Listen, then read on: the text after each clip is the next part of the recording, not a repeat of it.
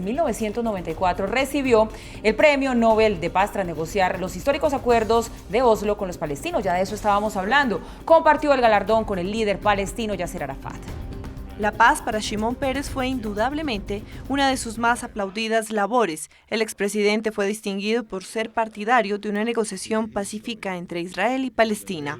En 1994 recibió el Premio Nobel de Paz tras negociar en secreto los históricos acuerdos interinos de Oslo con los palestinos un año antes. Compartió el galardón con el entonces primer ministro israelí Yitzhak Rabin y el líder palestino Yasser Arafat. Fueron una serie de acuerdos firmados entre el gobierno de Israel y la Organización para la Liberación de Palestina, diseñado para ofrecer una solución permanente en el conflicto entre estas dos naciones. Con la firma quedaban 5 años para negociar un acuerdo permanente y durante ese periodo el gobierno israelí se mantendría como el único responsable de los asuntos exteriores, la defensa nacional y las fronteras. Estos incluían 17 artículos y 4 anexos entre los que se encontraban meta de las negociaciones, marco para el periodo interino, elecciones palestinas, jurisdicción del Consejo Palestino, transición y estatus permanente, transferencia de poderes y acuerdo interino. Con estos acuerdos, por primera vez, los israelíes reconocieron a la OLP como la entidad encargada de representar al pueblo palestino y le reconocieron el derecho de gobernar sobre los territorios ocupados. Para Peres, la solución con 2 estados, israelí y palestino, coexistiendo en paz, es la única vía posible para acabar con el terrorismo, la violencia y el odio. Peres fue reconocido por su lucha para alcanzar la paz, así como por su intento de resguardar la seguridad de Israel, un líder que trabajó hasta sus últimos días por la reconciliación con Palestina. Los acuerdos de Oslo, quizá uno de los temas que más se han recordado hoy cuando el mundo también se refiere a Shimon Peres, que fue ese mediador bastante importante para que esto se lograra. Bueno, y no en vano le valió un Nobel de Paz. Pero mire, yo decía que se habían pronunciado los líderes mundiales con palabras bastante positivas hacia lo que fue la gestión de este hombre, pero también Hamas se pronunció y ellos lo que dijeron es que con la muerte de Shimon Peres, pues empezaba entonces a debilitarse la situación de Israel, que empezaba, o sea, que era como el inicio de ese debilitamiento. ¿Usted cree que esto es así? ¿Qué va a pasar? Bueno, recordemos que Hamas es una organización terrorista que no reconoce a Israel, por lo tanto sus pronunciamientos no pueden ser en sentido distinto a lo que están haciendo. Si se regocijaron con los atentados a las Torres Gemelas en Gaza y repartieron dulces, pues ¿por qué no van a estar regocijándose con la muerte de un adalid de la paz como es Shimon Peres, que es algo con lo que ellos están en contra?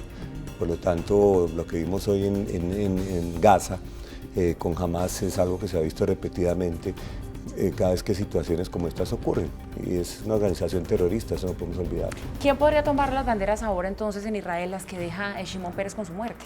Bueno, recordemos que Shimon Peres ya no tenía realmente ningún cargo, los países siguen, las naciones siguen, los procesos siguen. Obviamente que cada día trae su afán, aparecerá el líder. En este momento en Israel hay un presidente, hay un primer ministro, mañana puede haber otro. Israel es el último de la generación de fundadores con David Ben Gurión, Moshe Dayan, Isaac Rabin, Shimon Peres, Menachem Begin, y el Estado sigue, el Estado de Israel ha prosperado, queda la tarea pendiente de la paz, no depende exclusivamente de Israel, pero esa tarea pendiente pues serán los líderes del momento los que la consigan.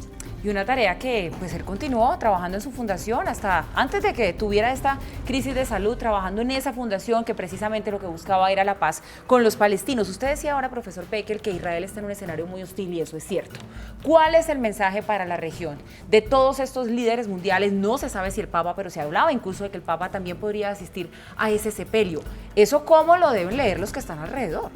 Bueno, recordemos que el Papa Francisco hace un par de años invitó al presidente palestino Mahmoud Abbas y a Shimon Peres a una oración conjunta en el Vaticano, lo conocía muy bien y por eso manifestó la posibilidad de atender el funeral.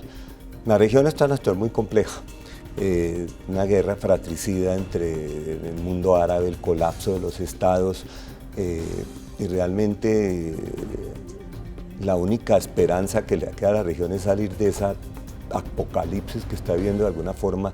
Mira, lo que está pasando en Siria no tiene presentación. En Siria están asesinando civiles todos los días. Y se recrudece cada vez más. La aviación del genocida Bashar el-Assad con el apoyo de Rusia e Irán están realmente cometiendo crímenes que no se han visto en mucho tiempo. La ciudad de Alepo ya sobrepasó a Sarajevo en la barbarie que está viviendo.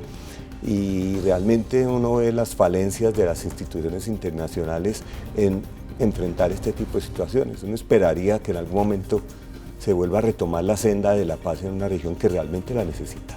Lo necesita el mundo, además. Pues mire, Marcos Peque, el director de la comunidad judía en Colombia, muchísimas gracias por estar con nosotros hoy aquí, recordando a Shimon Peres, permitiéndonos conocer un poquito más acerca de ese hombre y, por supuesto, dejando allí también sobre la mesa para esas nuevas generaciones que conozcan un poco más cuál fue ese legado. Gracias, buenas noches. Muchas gracias y saludo una vez más a todos los de la audiencia.